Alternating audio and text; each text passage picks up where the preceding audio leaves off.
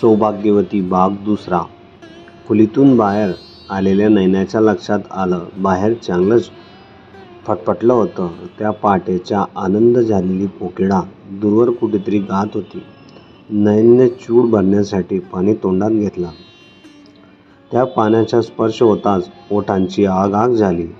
तिचं लक्ष सहजच शेजारी गेलं. कामवाली विठाबाई काम थांबवून तिच्या हालचाली निखरत होती. काय ग, काय झालं? काय पाहतेस? म्या की नाय, तुम्हालाच बघते. लई त्रास झाला का बो रात्री? धान्याने लई चढलं का जी? छे तुम्ही सांगू नका, पर तुमचं तांडव समद सांगतंय की तुमचं कवडं वट कसे लाल भडक झालेत अन सुजलेत. बायसाब आपला जन्मच त्याच्यासाठी झाला आहे. किडी मुंगीला जे चुकलं नाय ते मला कसं चुकल बाईसाहेब? बायकाचं असंच होतंय का? 15-7 वरीस ज्यांनी सांभाळलं, माया लावली त्यांना दिसायचं, अन काल परवा जे आपल्या जिंदगीतून आलाय त्याला वरीस न वरीस जपलेली जवानी देऊन टाकायची. झाडत विठाबाई दुसऱ्या खोलीत निघून गेली. नयनाच्या सासरी होते तरी कोण? सदाशिव आणि म्हातारी विधवा सासू. दुसरे एकदम जवळचे सख्खे असे कोणी नातेवाईक नव्हते. सासूला तिच्या कामातून पूजेतून वेळ नसायचा. गल्ली तशी भाविकांचीच होती, परंतु नयन सासरी आल्यापासून त्या 2-3 दिवसात कुणी भाविकाचे वाड्याकडे फिरकले नव्हते. त्या वाड्याला लागून असलेल्या वाड्यामध्ये 50शीकडे झुकलेले सदाचे मामा आणि त्यांची तरुण पत्नी प्रभा राहत होते. प्रभा सदाशिवची मामी होती. त्याच्या मामांचे कपड्याचे दुकान होते. नात्याने प्रभा नयनची सासू पडत असली तरी दोघी एकाच वयाचे असल्यामुळे नयनने 1-2 वेळा तिच्याशी बोलण्याचा प्रयत्न केला, परंतु प्रभाने तिला हवा तसा प्रतिसाद दिला नाही. एकदम त्रयस्थासारखी ती वागत होती. नयनविषयी प्रभाच्या भावना देशात्मक असल्याने नयनला जाणवत होते. विठाबाई मात्र नयनची विचारपूस करीत असे. तिला काय हवंय, काय नको ही चौकशी करी. त्या रात्री नंतरच्या एक दुपारी विठाबाई ओसरीवर गहू निवडत होती. घरात त्या दोघांशिवाय कोणी नव्हतं. नयन स्वतःच्याच विचारात दंग असल्याचे पाहून विठा म्हणाली, बाईसाहेब, तोंडावर 12 कामून हो.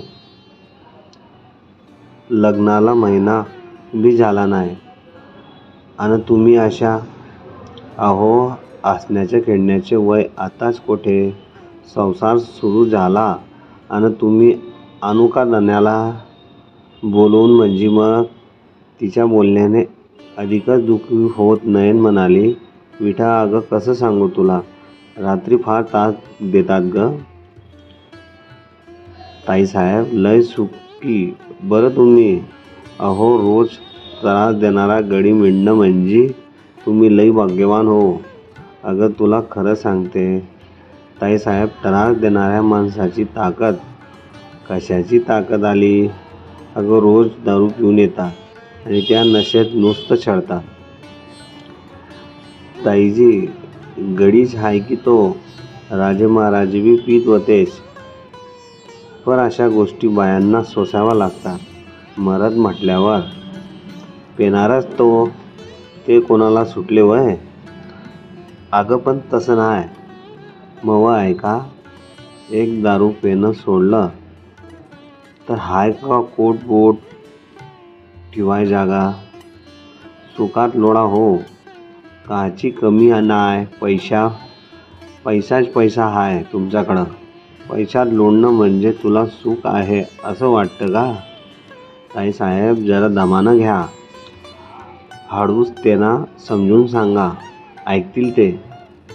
अरे उगीच काय बाय बोलू नका, नाहीतर सोन्यावानी संसार बिघडल बघा. विठा म्हणत भांडी घासायला गेली. रात्री गणिक नयनाचा त्रास वाढत होता. ते सारे सासूला सांगण्याची हिंमत होत नसे आणि नयनाशी बोलायला सासूलाही वेळ नसे. सकाळी 4 वाजल्यापासून तिचा दिवस सुरू होई. थंड पाण्याने स्नान करून साधारण 5:30 वाजेपासून ती देवघरात जाई ते 8-8:30 वाजेपर्यंत तिथंच असे. 5:30-6ला नयन उठायची. तिची चाहूल लागताच सासू चहाचे आदान ठेवत असे. तोवर नयनचे स्नान होत असे. नंतरच नयनला स्वयंपाकघरात प्रवेश करण्याची परवानगी असायची. लग्नाच्या दुसऱ्या दिवशी तिच्या सासूने नयनला कडक शब्दात बजावले. सुनबाई सकाळी उठल्याबरोबर आंघोळ करूनच घरात शिरायची. पुरुषा अंगाने कशालाही हात लावायचा नाही. 8 वाजल्यानंतर सासू देवदर्शनासाठी मंदिरात जाई. नंतर सदाशिव उठत असे. तो स्नान करून येईपर्यंत त्याचा चहा नयनलाच करावा लागे. 9-9:30ला मंदिरातून परतलेली सासू पुन्हा स्वयंपाकघराचा ताबा घेई. स्वयंपाकात कुणी ढवळाढवळ केलेली चालत नसे. सदाशिवच्या आवडीचे जेवण सासू स्वतःच करीत असे. सकाळी जेवण करून बाहेर गेलेला सदाशिव रात्री उशिरा घरी परत येई. घरी भरपूर शेती असल्यामुळे त्यालाही नोकरीची कशाचीच गरज नव्हती. सायंकाळचे सदाचे जेवण बाहेरच होत असे. त्याबद्दल नयनसमोर सासूने कधी चकार शब्द काढला नाही. 1-2 वेळा नयनच त्याला विचारले, अहो जेवायचे का? तुझ्या आणि माझ्या जेवणाचा काहीही संबंध नाही. तू असे वारंवार विचारत जाऊ नको जेवणाबद्दल. अहो मी तुमची वाट पाहत थांबली. कुणी सांगितलं तुम्हाला माझी वाट पाहायला? तू तुझं जेवण करून झोपून जात जा. हे बघ, नवऱ्याला मुठीत ठेवायचे हे थेर करू नकोस. बाईच्या ताटाखालचे मांजर बनणे मला आवडणार नाही. अहो पण चूप, असे बजावत त्याने 1-2 वेळा नयनवर हातही टाकला. सासूला या गोष्टी सांगूनही काही फायदा नाही. प्रभाच्या तरी हे सारे कानावर घालावे म्हणून नयन त्या दिवशी दुपारी प्रभाच्या वाड्यात गेली. प्रवेशद्वारात लक्ष जाताच ती दचकली. दारात सदाशिवचे बूट होते. प्रभाचे पती नसताना सदाशिव तिथे? मनात आलेली शंका आत दाबत तिने वाड्यात प्रवेश केला. बैठकीमध्ये दूरदर्शनवर सिनेमा चालू होता. समोरील सोफ्यावर लक्ष जाताच ती दचकली. तिचा पती सदाशिव, तिचे सर्वस्व, त्याच्या तरुण मामीच्या खांद्यावर मान टाकून सिनेमा पाहत होता. ते दृश्य पाहून नयनला प्रचंड धक्का बसला. त्या अवस्थेत ती मागे फिरणार तितक्यात प्रभाचे नयनकडे लक्ष गेले. झटक्यात प्रभा बाजूला झाली. कपडे केस विस्कटलेल्या अवस्थेत घोगऱ्या आवाजात ती ओरडली, कोण? नयन का? आश्चर्य आणि रागाने सदाने ओरडून विचारले, तू कशाला आलीस इथं? सहज, नयन हुंदका आवरत म्हणाली. सहज? माझ्या मागावर राहून हेरगिरी करतेस का? का माझ्यावर निगराणी ठेवतेस मी कुठे जातोय ते? तसं नाही हो. मग कुणाच्या घरात असं चोरासारखं शिरतात, आवाज न देता, दार न वाजवता? हे शिकलं वाटतं माहेरी तुझ्या, सावरलेली प्रभा म्हणाली. खबरदार माझ्या माहेरचे नाव काढलं तर. चोराच्या उलट्या बोंबा पाहून संतापलेली नयनही जोरात म्हणाली, काय म्हणालीस? काय करशील ग? सासूला उलटून बोलतेस का? थांब, तुझी मस्ती उतरवतो आता. असे म्हणत सदाशिवने हातातली सिगारेट नयनच्या हातावर दाबली. त्या प्रकारामुळे कातडी भाजण्याच्या दुःखापेक्षा हृदयावर झालेली जखम घेऊन असावं आतल्या आत गिळत ती वाड्याबाहेर पडाली. समोरच्या ओट्यावर बसलेली 2-3 बायका तिला पाहून कुजबुजत होत्या. तिच्या वाड्याच्या दारात बसलेल्या कुत्र्याने उगीच रडायला सुरुवात केली. ओसरीवर विठाबाई बसली होती. हातातल्या सुईने पायात रुतणारा काटा काढण्याचा प्रयत्न करत होती. मात्र नयनाच्या काळजात सलत असलेल्या काट्याचे काय. डबडबल्या डोळ्यांनी नयन खोलीत गेल्याचे पाहून विठाई तिच्या पाठोमाग खोलीत शिरली आणि म्हणाली, काय झालं. काही नाही काबून. मग या डोळ्यात पूर काबून आला तुमच्या, असं विठा म्हणत होती. त्यावर नयन म्हणाली, विठा अगं खरंच काही नाही झालं. तुम्हासनी माझी शपथ आहे, काय झालं ते सांगा. विठा तसं म्हणाली आणि मग नयनला रावलं नाही. तिने रडत रडतच प्रभाच्या वाड्यात घडलेलं सारं सांगितलं. ते ऐकून विठा म्हणाली, त्या मूर्तीचं मडं कामून जात नाही. काळं पांढरं बी वैना हळीचं वाटलं वत. परिवानी बायको आल्यावर तरी हे थेर थांबतील, पण नाही. वडणाचं पाणी आता भरपूर मुरलं आहे. म्हणजे लग्नाच्या आधीपासूनच हा तिच्यासोबत आहे. आता लपून काय ठेवायचं. म्हातारपणी त्या थेरड्यानं लगीन केलं आणि आपल्या धान्याची चंगळ झाली. विठा सांगत असताना शरीरातला प्राण निघून गेला असेच नयनाला वाटले. बाहेरून कुणीतरी आवाज दिला म्हणून विठाबाई बाहेर गेली. आता आपणच काहीतरी केलं पाहिजे या विचारात नयनने सायंकाळी चांगला साज शृंगार केला. आरशात डोकावतच ती आश्चर्याने पाहतच राहिली, कारण ती प्रभापेक्षा काकण भर सरस होती. नयन मनाशीच म्हणाली, मी थोडे बदलले आणि स्वतःच्या सौंदर्याच्या जाळ्यात जर प्रेमाने सदाला पकडले तर तो प्रभाला दूर करेलच. रात्री नयन वाट पाहत राहिली. 10 वाजता परतलेल्या सदाला घ्यायला ती दारापर्यंत गेली. त्याला सांभाळत आतल्या खोलीत नेले. सदाशिवने तिला झटकण्याचा प्रयत्न केला, परंतु तिने जुमानले नाही. त्याला घट्ट पकडून पलंगावर बसवले. खाली बसून त्याचे बूट काढले. त्याच्याकडे प्रेमळ तिरपा कटाक्ष टाकत आवाजात अधिक प्रेमळपणा आणत तिने विचारले, जेवण आणू का तुम्हाला.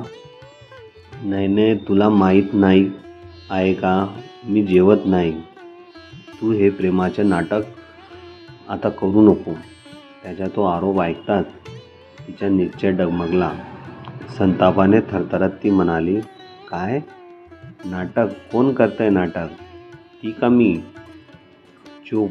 तिला काही बोलशील तर जीभ काढून हातात ठेवेन, असं म्हणत त्याने धडपडत नयनवर झडप घातली. दिवसेंदिवस त्याचा छळ वाढत होता.